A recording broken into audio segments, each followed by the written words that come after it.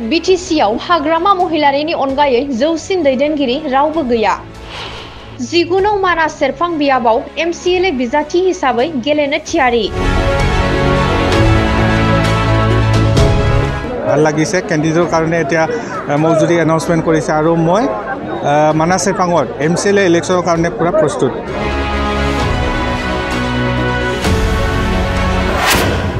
BTC बिसायख'थियाव BJP दोलोजोंसो जुजिलायनाय जागोन।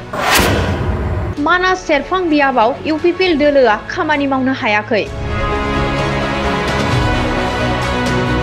মানাস সমষ্টিত যিজন এজন EM আছে ধনঞ্জয় বসুমতাৰী ডাঙৰীয়াত ৰাতি পোৱাৰ পিছতো একো কৰিব পৰা নাই।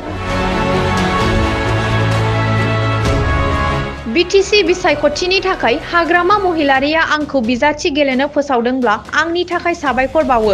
प्रमद बर'आ बिटिआरनि CM जानानै रायजोनि जेबो जौगानाय खामानि मावनो हायाखै। मानास सेरफां बियाबाव UPPL सरकारनि EM धनन्जय बसुमतारीया जेबो खामानि मावनो हायाखै। चिरां जिल्लानि 19 मानास सेरफां बियाबनि फानबारि प्राइमारियाव BPF दोलोनि सावरायनाय हाबाफारियाव जांगिला हाज'वारिया बाहागो लानानै बे गोख्रों बाथ्राखौ खौरां बिजोङाव बुङो।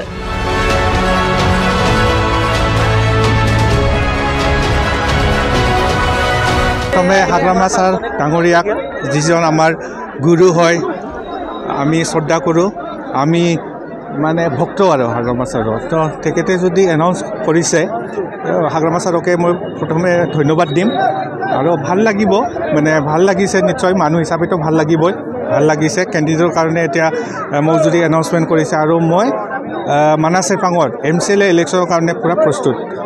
যিহেতু প্ৰতিনিধিত্ব আপুনি কৰিব, কি বুলি ভাবে কোনে আপোনাৰ মানে মূল হ'ব বুলি মানে প্ৰতিদ্বন্দ্বিতাটো হাগ্ৰামা ছাৰে সদায় কৈছে যে আমাৰ মানে দ্বিতীয় হেৰিত কি বুলি কয় দ্বিতীয় স্থানত BJP আছে। তো সেই হিচাপে আমি BJPকে হেৰি কৰিছোঁ, চিৰিয়াছলি লৈছোঁ। BJPয়ে আমাৰ বহুত তেওঁলোকৰ যিহেতু মানে চেণ্ট্ৰেলতো তেওঁলোকৰ চৰকাৰ, ষ্টেটত তেওঁলোকৰ চৰকাৰ, ইভেন আমাৰ BTC অঞ্চলতো তেওঁলোকৰে চৰকাৰ।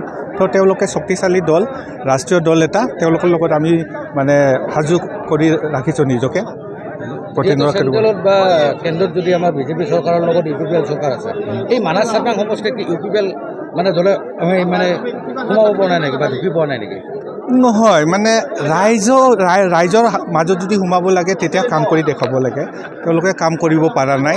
আমাৰ যেনিবা প্ৰমোদ বড়ো ডাঙৰীয়া কোকৰাঝাৰত বহি পেলাই BTC মুৰব্বী হিচাপে বহি পেলাই তেওঁ একো কৰিব পৰা নাই। আৰু আমাৰ মানাস সমষ্টিত যিজন এজন EM আছে ধনঞ্জয় বসুমতাৰী ডাঙৰীয়া, তেওঁ BPFৰ পৰাই জিকিছিলে। ইয়াৰ পিছত EMৰ হেৰি পাইছে, তেওঁ গাদী পাইছিলে। গাদী পোৱাৰ পিছতো একো কৰিব পৰা নাই। সেইকাৰণে আমি তেওঁ আমাৰ প্ৰতিদ্বন্দ্বিতা বুলি নাভাবোঁ।